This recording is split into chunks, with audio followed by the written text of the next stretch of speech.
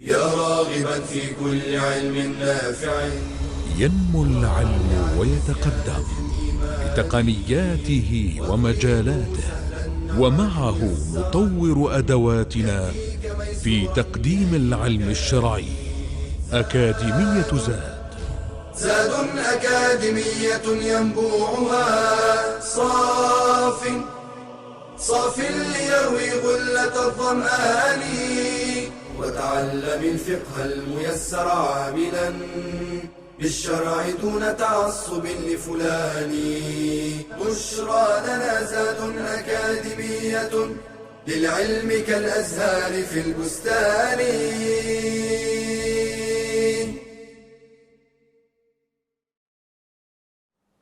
بسم الله الرحمن الرحيم. الحمد لله والصلاة والسلام على رسول الله وآله وصحبه ومن اهتدى بهداه. There are a number of issues related to congregational prayer that we should pay notice to. Number one, we stated this before, that the prayer is considered to be attained if you manage to pray one rak'ah. For the hadith of Abu Bakr, may Allah be pleased with him, when he came to the masjid late and the Prophet ﷺ and his companions were all in the ruku' position. So from far, he said, Allahu Akbar, performed ruku' and walked while in the ruku' position until he joined the congregation. The Prophet ﷺ took note of that and said to him after the prayer was over, may Allah increase you in keenness, but do not do this again. So this means that the rak'ah is valid. So don't do it again, meaning that you should not perform ruku' unless you are standing with the congregation in line. Point number two, or issue number two, women are not obliged to pray with the congregation. So even if a woman was in the masjid and the congregation, they're praying in jama'ah, she's not obliged to attend. She could walk out if she wants, and she could stay home, and it's best for her to stay home. Because the Prophet ﷺ said, do not prevent the female slaves of Allah from attending the masjid to pray, but let them go out unadorned. So women should not wear their makeup to display themselves or to wear perfume, no tabarruj, because this is a major sin and defies the purpose of the hijab. Number three, it is an obligation upon the imam before starting the prayer to make sure that the lines are aligned and that people are standing in one row correctly. And unfortunately, a lot of the imams don't pay attention to this. After the iqamah, they just say, Stawu i'tadilu Allahu Akbar, which is wrong. The Prophet ﷺ used to go through the lines by himself to ensure that the rows from side to side are aligned, and he's tapping the companions on the shoulders and the chest, saying to them, do not differ, lest your hearts would differ. This is how shaitan thrives on putting seeds of enmity and hatred in our hearts when we differ in standing in line in the masjid.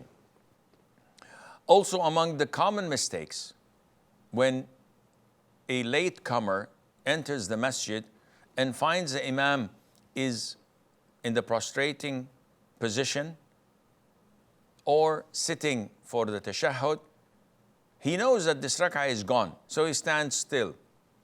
Or he goes to the water cooler and takes a bottle, wasting time until the imam stands up. And this is wrong. The sunnah is whenever you enter the masjid, you join the Imam in whatever position he's in, even if he's few seconds before offering the salam. Also, among the common mistakes is when a latecomer comes, or a number of latecomers come, and they don't complete the last row.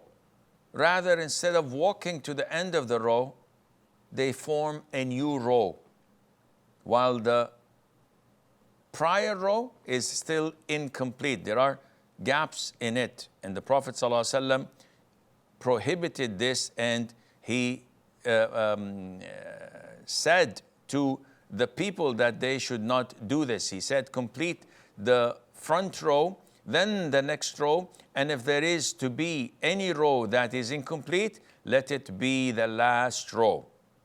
So you cannot start, and you should not, and you must not begin a new row until this is done. Now, if a woman were to go and attend the congregation, what is best for women to pray? Scholars say that the hadith clearly indicates that the further men and women are, the better it is. And the closer they are, the worst it is. In the authentic hadith, the Prophet said, alayhi salatu wasalam, that the best row of women, or the best row of men, are the first. And the worst row of men are the last. And the best row for women are the last, and the worst row of women are the first. This indicates that the segregation is highly recommended and sought after. This is when the masjid has no partition between men and women. But if there is a partition, or they're praying in a place far away and totally isolated from men, there's no contact, as if they have their own chamber, this case, scholars say, they follow the norm where the first row of women would be the best and the last row of the women would be the worst because they came early. And we don't apply this hadith because there is a partition, a segregation. They cannot meet one another and there is no fitna in that. Some scholars say, no. We follow the hadith whether there is a partition or there is not. It doesn't change the ruling for them, and Allah Azza wa Jal knows best. So we have to complete the last row before starting a new row. What happens if a latecomer comes and there's a gap on the right or on the left and he's lazy? So he prays on his own behind the row. His prayer is invalid. Whoa, invalid? Yes, because he prayed alone. In the authentic hadith, the Prophet ﷺ, as narrated by Wabisa, may Allah be pleased with him, the Prophet ﷺ saw a man praying behind him and on his own. So the man was in a row on his own, no one with him, and he instructed him to repeat the prayer. There was a room in the last row, but out of arrogance, out of laziness, he started to pray on his own. The Prophet ordered him to repeat the prayer. And in an authentic hadith, the Prophet said, alayhi salatu wasalam, La salata li faddin khalf as-saf. There is no prayer valid for an individual behind the row. And this is when there are, or when there is space in the last row. But if it's totally complete and we can't squeeze them together to find a spot to squeeze ourselves in this case, it is permissible to pray on your own because you've done the best in your ability, and Allah Azza wa Jal knows best. The sixth issue is, if I come late and the full last row is totally full. There is no spot for me to squeeze myself in. Should I pull someone from the last row to stand next to me so that we can make a new row? This is totally prohibited and forbidden. You would distract this person you're pulling him, and he may resist you, he may fight you. Not only that, you're causing a gap in the row, which is prohibited. We are supposed to fill up the gaps, not to break these rows. The seventh point to be related to is in the case of a person who has a strong odor coming from him, and that odor offends people. In this case, whenever you have an odor that offends people, regardless of the reason, you should not attend the prayer. Why? Because the Prophet ﷺ prevented and prohibited an individual who had consumed and ate, who had eaten garlic or onions from attending the prayer with the congregation. And the Prophet said, sallallahu alaihi wasallam, because the angels are offended by what humans are offended by. And we know this. When we're standing in prayer and someone next to us has onion or garlic odors and smell coming out from him, we are offended and we could barely breathe. So anyone with body odor, someone who did not shower for a week, or who was working under the sun and the fabric of his clothes stink, they smell. Someone who smokes and you can find this odor coming out of him, he should not pray with the congregation until he showers and changes his clothes so that he would not offend others. And finally, a common mistake that some of the laymen may do is when they're at the comfort of their homes and they see on their TV screens the prayer of Maghrib or Isha in the Haram area in Mecca. And they are so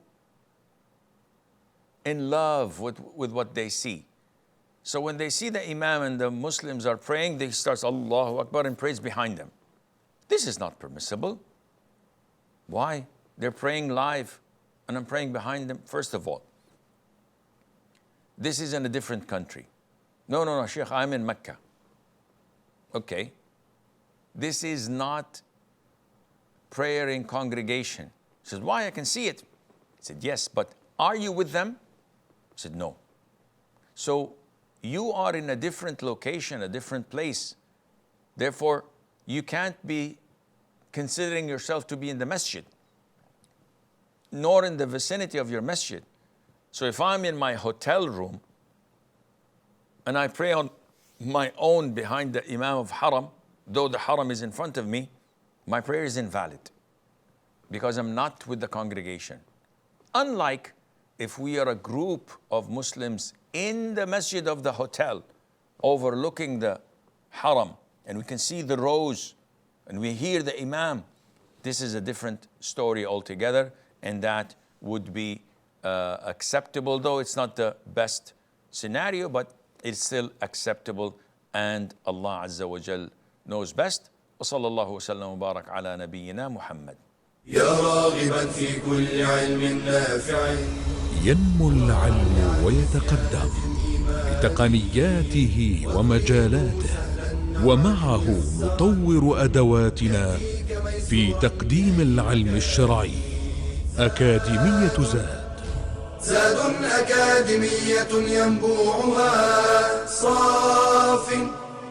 صاف ليروي غلة الظمآن، وتعلم الفقه الميسر عاملا بالشرع دون تعصب لفلان.